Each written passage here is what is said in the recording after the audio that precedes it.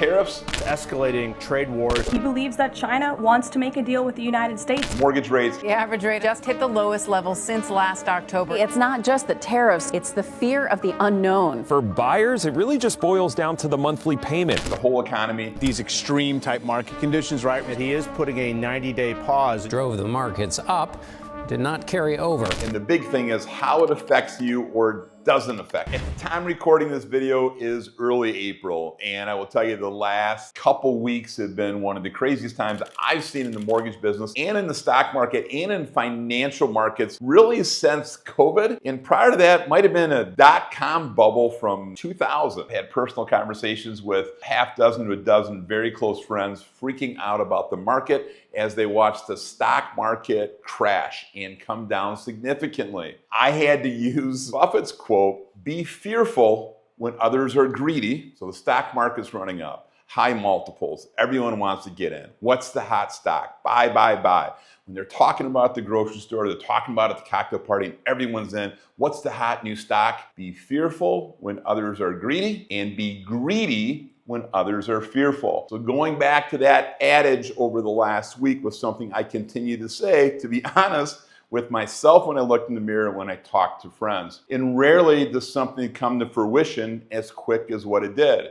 Yesterday was the biggest one-day move in the stock market, I believe, in modern history. A huge rebound. In large part, the market is very volatile right now. I believe in talking about the market, we're going to talk about house prices, we're going to talk about mortgage rates, talk about a bunch of other stuff, but in speaking with the market, tried and true, plug your nose. There's days you don't even want to look. If you're invested in the right funds, the right stocks, the right portfolio, don't look on days that things get bad. And always think long term. When I look at the stock market, if I'm not going to be comfortable owning this for 5 years, if I'm not going to be comfortable, if I need that money inside of 5 years, I don't want to be invested in something. I always want to have a longer time horizon. So take a look at that before you make any rash decisions to buy or sell or make big moves.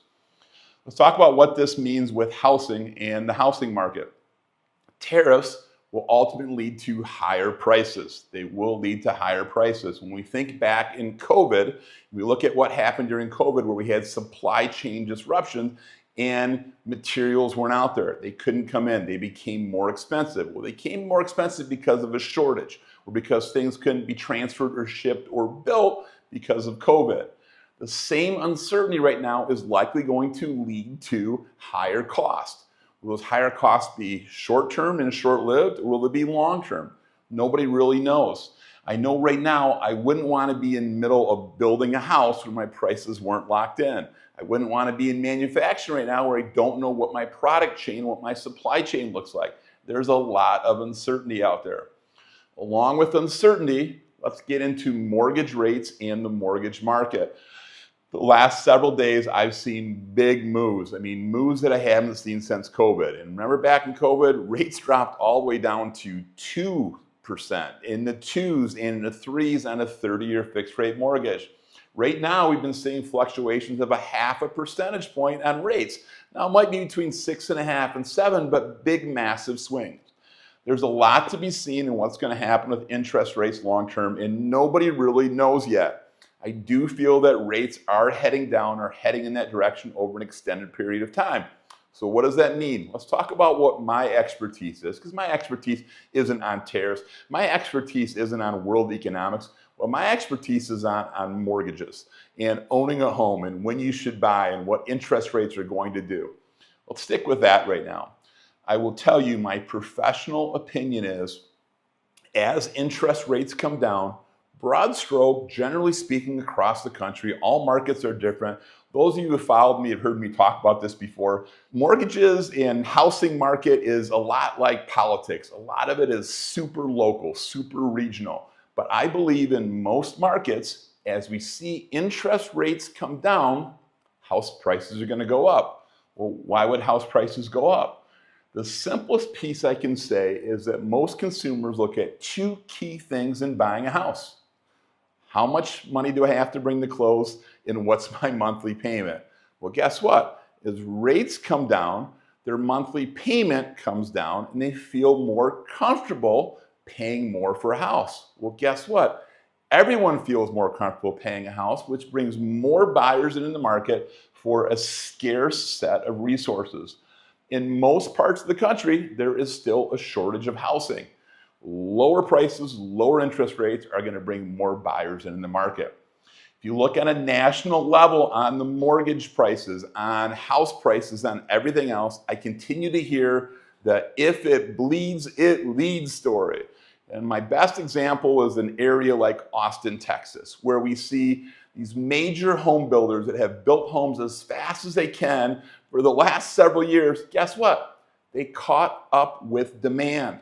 And they caught up with demand, and maybe house prices came down a little bit. Maybe they came down 3%, or house prices are down 5% and fill in the city or fill in the area. Well, a lot of these same areas had 20% appreciation year over year, and suddenly they had a 5% drop, and that's leading news. In most cases, I think it's right to be looking aggressively at the market. We're going to see house prices continue to appreciate. Next piece is if the tariffs stick and if things all become more expensive, let's talk materials become more expensive. Labor becomes more expensive. Guess what? An existing home that's already built and already constructed looks like even a better value when it becomes more expensive to build a new house. It becomes more expensive because of labor, because of materials. All of those factors. I've got other videos that are out there that are going to talk about buying with low down payment or different options to get in. And of course, the mortgage guy says, buy now, be aggressive. I'm looking at broad advice across the market. If you can get in, I think it's a very good time to get in most markets. One size doesn't fit all, but I will tell you, it beats paying rent. Buying something that will likely appreciate in value, 5%, 7%, 10%. Every year over the next several years, I think is possible in most markets. If you're in a hyper-competitive market where a small one-bedroom condo costs $1.2 million and no one can afford it, this video probably doesn't apply to you.